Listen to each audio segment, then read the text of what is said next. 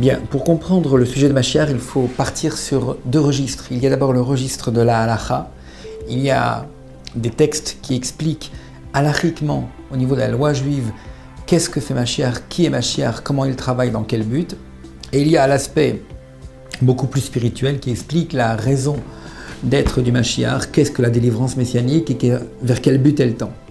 Alors, on va d'abord essayer dans un premier temps d'expliquer halachiquement, au niveau de la loi juive, qui est Mashiach et qu'est-ce qu'il fait, avec un texte très, très précis qui est tiré du Mishneh Torah de Maïmonide, le Rambam. Alors, ce qui est très intéressant dans ce sujet, c'est que on connaît que le Rambam Maïmonide a expliqué la loi juive dans une encyclopédie qui s'appelle le Mishneh Torah, qui recouvre en fait tous les comportements d'un juif depuis la psychologie humaine, en passant par le respect des fêtes, en passant par les lois qui sont relatives au temple, au sacrifice, enfin, qui recouvre tous les comportements de la loi, enfin, tous les comportements d'un juif au niveau de la loi. Et à la fin de cette encyclopédie, le Rambam a expliqué, a donné les détails relatifs aux lois des rois, Ilchot Melachim. Et à la fin de ces Ilchot Melachim, de ces lois des rois, le Rambam a consacré 2 chapitres au roi Mashiach, en expliquant halachiquement, d'après la loi juive, que fait le Mashiach, dans quel but il vient et comment il travaille et pourquoi il vient. Ce qui est très très intéressant, c'est que tout au long du Mishneh Torah, le Rambam a été discuté, contesté par beaucoup de commentateurs, mais en ce qui concerne les 2 derniers chapitres concernant Mashiach, il n'y a aucune contestation. Donc la référence halachique de la loi juive concernant Mashiach, ce sont ces 2 derniers chapitres des lois des rois qui expliquent en détail qu'est-ce que fait le Mashiach et quel est son but. Alors on va essayer d'expliquer aujourd'hui qu'est-ce que c'est que la foi, la Emouna dans Mashiach, qu'est-ce qu'elle recouvre et vers quoi elle nous conduit. Alors, dès le début de ces 2 chapitres, le 11e et le 12e des lois des rois, les 2 derniers, le Rambam, dès le début, nous dit que le but simple au niveau de la halacha, au niveau de la loi juive du Mashiach, c'est de ramener la pratique de la Torah telle qu'elle était dans les temps anciens, à l'époque du Beth Amikdash, à l'époque du temple. Et il nous précise que quand Mashiach va venir, il va instituer les sacrifices comme on le faisait à l'époque du temple. Le temple va être donc reconstruit. On va offrir les sacrifices, on va faire les lois de la Shemitah, du Yovel, comme on le faisait à l'époque du roi David. Et le Rambam ajoute un point qui est assez édifiant, très intéressant, très profond, mais qu'on va expliquer, qui est le suivant. Il nous dit « Et celui qui ne croit pas en lui, ou qui n'attend pas sa venue, eh bien, cet homme-là, qui ne croit pas, qui n'attend pas, il renie la Torah et Moshe Rabbeinu. » Alors, il y a eu beaucoup de commentateurs qui ont tenté de comprendre qu'est-ce que c'est que ce reniement de la Torah et le reniement de Moshe Rabbeinu sur un sujet qui finalement est très théorique. Si par exemple j'explique les lois de la cacheroute ou du Shabbat et que je ne les pratique pas ces lois, alors on peut penser qu'on renie la Torah puisque pratiquement il y a un refus de se soumettre aux lois de la Torah. Mais les maîtres posent la question, s'interrogent, comment peut-on dire qu'un homme qui n'attend pas Mashiach, qui ne croit pas dans Mashiach, c'est quelqu'un qui renie la Torah et Moshe Rabbeinu? En fait, c'est uniquement une attitude théorique, spirituelle, qui n'est pas pratique. Comment donc on peut mettre un tel qualificatif sur un homme qui va refuser de croire ou d'attendre Mashiach?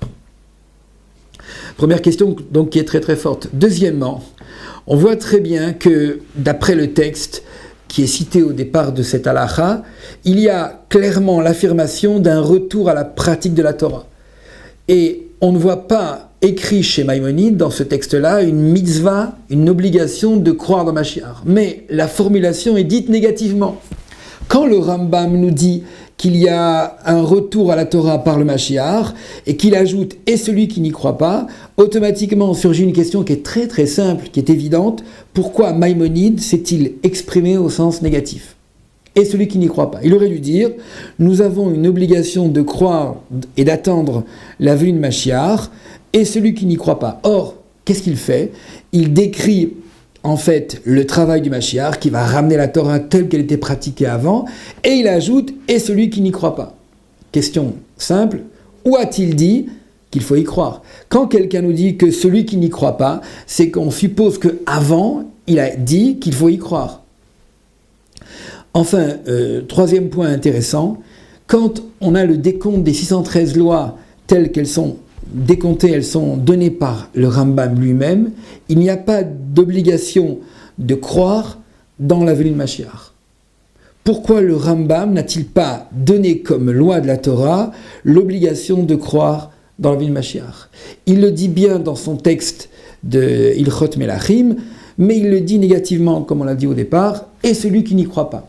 Alors, comment comprendre tout cet ensemble?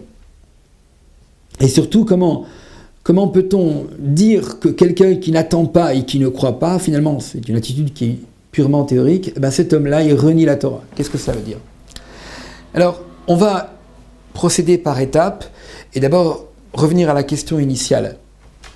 Quand le Rambam nous dit que celui qui n'attend pas Mashiach, qui n'y croit pas, on suppose que juste avant, il a dit qu'on a une mitzvah de l'attendre. Or, il ne le dit pas. Alors, où est cette obligation? Eh bien, les maîtres nous disent une chose qui est très très très importante. C'est la suivante. Un homme qui est capable de ramener la pratique de la Torah telle qu'elle était avant, avec toutes ses pratiques, avec tous ses détails tels qu'on les pratiquait à l'époque du roi David, cet homme-là, il est très très très très grand. Et un homme de cette qualité, de cette ampleur spirituelle, en fait, il est la Torah. Et il est tellement important, il a tellement de force pour pouvoir ramener la Torah que nos maîtres identifient le Mashiach à la Torah. Ce qui veut dire que quand le Rambam nous dit qu'on doit croire qu'il y a un homme qui va ramener la Torah telle qu'elle était avant, cet homme est tellement grand qu'il peut être identifié à la Torah. Et c'est là l'obligation de croire dans Mashiach. Et celui qui ne croit pas à ce point-là, à cette donnée-là, il renie effectivement la Torah. Puisque le Mashiach, c'est quelqu'un qui est aussi grand que la Torah, puisqu'il peut ramener la pratique de la Torah telle qu'elle était avant. C'est donc que lui et la Torah, c'est une seule chose. Si on ne croit pas en lui, c'est qu'on renie en fait son existence. On renie la Torah. Maintenant, deuxième point. Pourquoi finalement cette mitzvah de croire dans Mashiach tel que le décrit le Rambam n'est pas répertorié en tant que mitzvah officielle?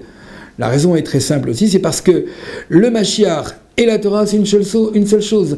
Et donc, quelqu'un qui pratique la Torah profondément, il va naturellement croire dans Mashiach. C'est une chose qui est évidente. Pourquoi? Parce que le Mashiach, c'est l'homme qui va ramener la Torah telle qu'elle était avant dans sa plénitude. Autre point intéressant, comment peut-on dire que quelqu'un qui ne croit pas dans Mashiach et qui n'attend pas Mashiach est un homme qui est un négateur de la Torah? La réponse que donnent les maîtres sur ce plan-là est très intéressante. Actuellement, on ne pratique en exil que environ 200 mitzvot sur les 613. Il nous manque plus que 400 mitzvot. Si quelqu'un en exil n'attend pas Mashiach, c'est la preuve qu'il se contente des 200 mitzvot qu'il a à faire et que le manque de 400 mitzvot ne le dérange pas tellement. En quelque part, c'est qu'il se contente d'une Torah qui est atrophiée, qui est manquante, qui est déficiente, et que ça ne le gêne pas. Donc si ça ne le gêne pas, c'est qu'en fait, quelque part, il renie la Torah dans son essence. C'est la raison pour laquelle le Rambam n'a pas eu peur de dire que quelqu'un qui n'attend pas Mashiach, qui ne croit pas dans Mashiach, il est vraiment un homme qui renie la Torah, parce que c'est quelqu'un qui se contente de pratiquer que 200 mitzvot alors qu'il en manque 400, et que ce manque-là ne le dérange pas. On va aller un peu plus loin, concernant les 13 articles de foi que le Rambam a donnés. Vous savez que dans les textes importants du judaïsme, il y a ce code qu'on appelle les 13 articles de foi du Rambam, dans lesquels le Rambam donne 13 bases du judaïsme qui sont très importantes pour être un homme de foi. Parmi lesquels le fait que les prophètes sont des délégués de Dieu, le fait que la Torah ne changera jamais, le fait que les morts vont revenir, etc. Et le 12e article de foi, c'est un article de foi qui concerne Mashiach. À ce propos, le texte est très connu, c'est le suivant. Je crois dans Mashiach, dans la venue Mashiach, avec une foi parfaite, et bien qu'il tarde, je l'attends. Ici, on a deux détails qui sont très intéressants. Du moins, un détail sur lequel on va revenir, qui nous concerne aujourd'hui, c'est le fait que le Rambam a donné ici deux verbes. Il y a d'abord « je crois dans la venue de Mashiach, et bien qu'il tarde, je l'attends ». Or, les deux verbes ici font référence à deux périodes. Il y a d'abord la croyance, je crois dans Mashiach, et bien qu'il va tarder, le Rambam aurait dû dire, je crois toujours en lui. Pourquoi il a donné cette notion de attendre? Il a rajouté attendre, et pas simplement comme au départ, il aurait dû dire, je crois dans Mashiach, et bien qu'il tarde, je crois toujours en lui. Il a changé le verbe, il a dit, je l'attends. Il va nous dire ici une chose très très simple, mis à part d'autres commentaires qui seront peut-être l'objet d'une étude ultérieure. Il va nous dire qu'en fait, dans la mitzvah d'être en rapport avec Mashiach, il y a deux temps au départ. Il y a le fait de croire, et croire fait référence à une époque très ancienne où les gens savaient très bien que Mashiach était pour un temps qui est lointain, mais ils avaient quand même une émouna, une foi qui fait que toujours en eux reste vivace cette attente profonde de Mashiach. Puis est venue l'époque de la Gemara où les maîtres ont dit que maintenant on est passé à un autre stade qui est le fait d'attendre. Qu'est-ce que c'est qu'attendre? C'est une attitude qui est beaucoup plus active que le fait de croire. Croire, c'est dans le cœur et ça peut rester uniquement un sentiment. Alors que attendre, c'est que déjà l'individu se met en position de guetter quelque part l'événement de Mashiach. Mais il attend simplement. Il peut rester sur le quai de la gare, attendre un train et faire autre chose. Ce qui est intéressant, c'est que la Gemara rajoute un troisième point. La Gemara nous dit, au traité Shabbat, que quand un homme va quitter ce monde après 120 ans, au Bet Din d'en haut, le tribunal d'en haut, on lui posera 6 questions. On lui demandera s'il s'est occupé de se marier, est-ce qu'il a fait du travail avec honnêteté, est-ce qu'il a fixé des cours de Torah, et concernant Mashiach, on ne dit plus croire, est-ce qu'il a cru en Mashiach ou qu'il a attendu Mashiach, mais est-ce qu'il a guetté Mashiach. Si Pital et Yoshua, on lui demandera est-ce que tu as guetté Mashiach. Que veut dire guetter? Alors, guetter, c'est beaucoup plus fort que attendre. Quand je crois, c'est un sentiment intérieur. Quand j'attends, je suis sur le quai de la gare et effectivement j'attends un train, mais je peux faire autre chose. Je peux manger un sandwich, je peux lire un journal, ça ne me dérange pas tellement. Mais j'attends quand même. Par contre, guetter implique un engagement total de la personne. Qu'est-ce que c'est qu'un guetteur? Un guetteur, c'est quelqu'un qui est sur le haut du toit du château ou bien sur les remparts et il attend de voir, il guette à l'horizon le jour comme la nuit s'il n'y a pas un signe anodin qui annonce qu'il y a un ennemi qui se prépare à attaquer. Donc le guetteur est sur le qui-vive à chaque seconde. Et là, c'est ce que veut nous dire la Gemara, c'est que plus on approche de Mashiach, plus la Gemara exige de nous un investissement dans cette croyance et cette attente qui est beaucoup plus fort que dans les périodes précédentes. On arrive donc à un point extrême, c'est que puisque on vit les derniers instants de l'exil et que Mashiach est très très proche, alors on doit changer de comportement. On ne doit pas simplement croire et attendre, mais aller beaucoup plus loin, guetter. Alors le Rambam, lui, n'a cité que les deux premiers termes, croire et attendre, parce que c'est quelque chose qui est au niveau de la halakha, qui est le minimum exigé, mais il est évident que après, quand l'individu est libre d'agir à sa guise et de montrer profondément qu'il est convaincu et tout ça dépend de lui, là, on exige de lui non pas simplement de croire et d'attendre, mais de guetter Mashiach.